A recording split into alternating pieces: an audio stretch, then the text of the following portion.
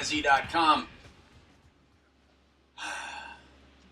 Certified Addictions Professional Lui Delgado here with my partners. You are watching the YouTube segment brought to you by DLMSuccess.usana.com and, of course, TheDopeDoctor.com, StarBeamCoaching.com, and SoberDoc is back. TheSoberDoc.com, or just SoberDoc.com. SoberDoc.com. SoberDoc.com. And, of course, look at Capn Chris Hill. Look back up at it. Go ahead. That's Capn Chris Hill. Look at his eyeballs. Go ahead. There he is. Hold on. I'm surprised you can see me with that. No. Yeah, stay just like that. Like, where's elbow? Like a gator coming out of the water. Yeah. You see the eyes. You looked like a shark there for a second. I thought you were like Jaws. You were just looking up at it. And then, of course, Denise McLean Solis. There she is. See her waving. We got her stuck in the corner. Why do you look like you're in a corner? Because I am in a corner. You are in a corner. Get out of the corner. All right, I'll move over. And then Dr. Ken Hoffman is back. Welcome, Kent, back. Thank you. All right. So we're talking about changing, reinventing, rediscovering, digging down deep. Dig down deep within yourself because you can. Because you are completely allowed to change. You know what I think about when you bring up this topic? The first thing that I think about is all the people that feel liberated out of their lives, whether it be their profession, and then they said, you know what? I really don't like being a this or a that. In a marriage, I really don't want to be in this or that. A city, I really don't want to live here or there. You know what I mean? Mm-hmm. And they change, and they just do it. Whereas back in the day, that would probably been looked down upon. Like you could not do it. You know, once you're at that factory, you stay at that factory for 30, 40 years, you get the gold watch, and that's it. Live in the same You don't town do that your whole anymore. life, from Yeah. birth till death. Now you're able to reinvent, rediscover, reevaluate, Quit your job and start a business. start all over. Yeah. You know? What do you think about it?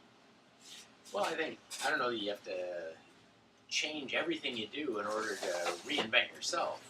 I'm just saying that's the thing that I think about. That's the Yeah. first thing. When you say that, the first thing I think about are all those people that I know now that were insurance agents and now they're in law school.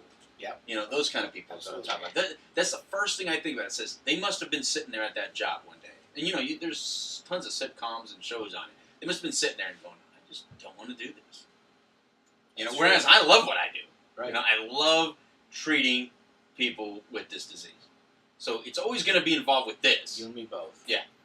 But, you know, I think about the greatness about reinventing, you know, on this topic that you brought up, Denise, is that you are able to sit back there and self-reflect and say, is this me, though? Right. You know, am I doing all that I am and want to be? I mean, are there things that I can do different? Right. Well, that's like I tell my clients. You know, it's like, okay, what are you want a different job? You hate your job. What are your passions? What do you like to do? You like to write. You like to sing. What do you like to do? Yeah. Let's figure out what your passion is, and then make it your job. Yeah. How can that be bad? If you do, you know, if you work your passion into your job, you're going to be happy getting up every morning and going to work. Yeah. Do you think you can do that without working through the past first? Ooh. Not all the time. That's a pretty No, good one. I think that's a great point. I don't think you can do it all the time, but I do think that it's possible to change and to have a different outlook and perspective. Well, let's talk about working through the past. What specifically kind of, you know, are you thinking about? Well, when people, it's like, okay, why are you at where you are? Why aren't you doing something that you love now? What got you here before you figure out where you're going to go forward? You know, sometimes you don't have to dig up all the past, but sometimes you do. Yeah. Because otherwise people, you know, well, you know, Mr. or Mrs. Smith, why is this your fifth marriage?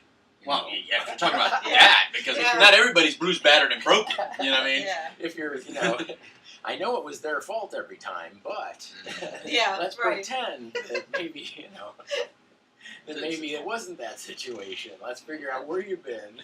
It's like a Why you cow. continue to Why do you remake the keep same getting mistakes. into abusive relationships over and over again? You know, hello, can somebody knock on the door? Well, at some I guess point, I guess the point you're making is that the self-discovery should also include, you know, analyzing, you know, how you got to where you were if you didn't like where you were, right? Right. Is that what you're exactly. saying? All right. So we know this. Not that it always has to be made a painful experience Yeah. to get somewhere where you want to be. That's But right.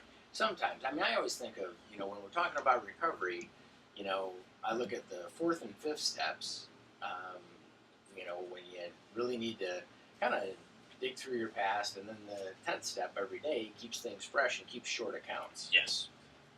And that way you don't have to reinvent the wheel all the Well, for time. people that don't do steps, can you kind of clarify a little bit, like in non-step terminology? Just it helps to dig through the past and figure out where the resentments are in your life, and be able to work through those, figure out what your part is in them, and then be able to do a daily evaluation of, okay, did I do the right things today, and did I do the best I could today on a regular basis? Then if you've kept short accounts, then you hopefully live a life and have a job and do things that you're pleased with. Well, and sometimes things change that are outside of your control. Absolutely. What I like is, here we are talking about it, right? And I get this text from Travis. He's also a life coach, Denise, a friend of mine, Travis. And he sends out a text every day, which you should do. You should send out a thing every day. I would love to see it every day. What does he Just send Twitter in? it out. Just I mean, Twitter it out? or Yeah. he texts it. I don't know how he does it, but he texts it. But anyway, I get it, and it goes, dig this. To change one's life, start immediately. Do it flamboyantly. No exceptions. And that's a quote by William James. He sends out a quote every day. But that's cool. It just fits right in with what we're talking about. He probably has no idea we're talking about it.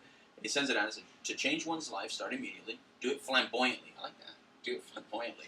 And no exceptions. I have no idea who William James is, though, do you? No. Was he flamboyant? I don't know. It just sounds good. Yeah. I'm just trying to flamboyant. put flamboyant I mean, in that. but that's English just is with not my gusto. best language. With gusto, do it. That's what it means, right? Do it like, overtly with style. Yeah. Right. Yeah. Yeah, do it with style. I like it. Do it with style. So I like what you said. So one way to start off is wherever you're at, know that your past had a lot to do with it, right? Whatever, that's how you got to where you're at. Right. But you can't walk backwards, and you can't just sit there and stare at the back and then expect to go forward with any kind of success, right? Where you're going has everything to do with what you do today, though. Has everything to do with what you're doing right now, today, this moment. Your past doesn't dictate where you go today. Your present does. So it's real important to focus on a real good day today plan, right? So when you said self-discovery, when you're thinking self-discovery, look within yourself. It's taking those past things, like what you were saying, to find out the ones that were painful, the ones that were not painful, Right. the ones that were traumatic, not traumatic, the ones I'm responsible for, not responsible for. I guess like the Serenity Prayer, right? Right. And to change the things that you can. Right. Right? Change the things that you can. All right. So, in recovery, if I'm changing the things that I can, but there's people, and this is what I want your feedback, this is where I'm going. The feedback I want is, what happens when the people around you are not changing with you? They're not going in the same direction you are. And you've been with them for a long time. Like you said, I mean, it's not always traumatic, but sometimes people aren't going in the same direction as you're going. It's flamboyant. I'd love to answer Horseshack, that. what's up? I'd love Go to ahead, answer come here, that one. Horseshack, get on the microphone. It's real simple. The people that don't want to act right, that don't want to follow along, you get rid of them. You cut them out of your life like this. See? I had to experience Oh, it don't do that. I myself just had surgery. on New Year. Running around with some fools. I just can't be bothered with those kind of folks. So you got to get rid of them. So we'll use you as a test I pilot agree. then, Cap. Oh, don't use me as a guinea pig, please. Don't do that. I love doing it, though. And by the way, I caught a lot of crap last time for supposedly picking on you last show. Who Did you said feel that? like I picked on you a lot last show? No. I didn't either. That's just our relationship.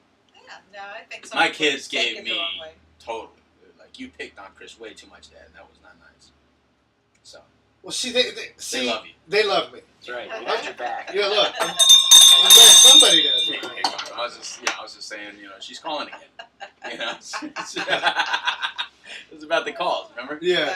So anyway, so you're gonna disconnect. That's how you're doing it. That's how you're gonna find yourself. You're going to have to. You have to. Okay. Because You don't have to look at me. You can these look that way. same people are going to drag you down. So why do you want to run around with people that are going to drag you down? And that's part of a recovery plan, right? Change your people, places, and things, Right. right? And you don't have to be an addict. Like Denise is saying, she does this with her clients. Not all your clients are addicts, correct? True. This is No. just any human being. You change your people, places, and things when it no longer works for you. Right. When it's not moving in the direction where you want to go. When it doesn't match your morals, your values, your ethics that you wish to promote. Right. Correct? Right, exactly. In relationships, for example, a lot of times people become comfortable in relationship and they're scared to get out of it, whether it's abusive or non-abusive, Mhm. doesn't matter. But just the idea that you become comfortable in a situation, you can become comfortable in your job. You become comfortable in your routine. You're not really happy with it, but you're comfortable with it. Yeah. So you stay there because you're more afraid of change than you are of, of anything else. That's right. Whereas the change is really the exciting part to me. That's right. I may be comfortable in what I do, but okay, yeah, I'm comfortable in, I really like my website, but how can I make it a little better? Yeah. Or I really like this dish that I cook. How can I make it better next time? Yeah. I mean, it can be down to simple things. It doesn't have to be massive, life-changing events all the time. I always tell my clients, baby steps. That's right. You got to start with, if you're afraid of change. Dr. Bob, I love that. You got to start with baby steps. You got to start with little things if you're afraid of change, and change the little things. And then you'll see that it's not so scary, and you can change the big things. Excellent. And change for the addict? Change for the addict is slow. Scary sometimes, right? Very scary, yeah. And this is what I'm trying to tell you. You think that, I hear it all the time. Says, oh, addicts don't like change. Yeah, let me tell you something. When you're out of money and you want to smoke a cigarette, you tell me that an addict doesn't like change. They'll search for change all over the house, search for change all through the car, search for change everywhere. So to me, addicts do love change. It's proven. Ask any 7-Eleven clerk out there that sits at the counter and goes, all right, there's $3 and what? Anyway, from all of us here on the Couch Live, welcome to the new year, 2011. Here from rock100diz.com. Thanks to our sponsors, dlmsuccess.usana.com, starbeamcoaching.com, soberdoc.com, and of course, we are thedopedoctor.com here at the Couch Live. We'll be back on the Couch Live right after this. Chased the clue, he was 12 years old. Fell from the roof on East 29. Kathy was 11 when she pulled the plug. 26 reds and a bottle of wine. Bobby got leukemia, 14 years old. He looked like 55 when he died. He was a friend of mine.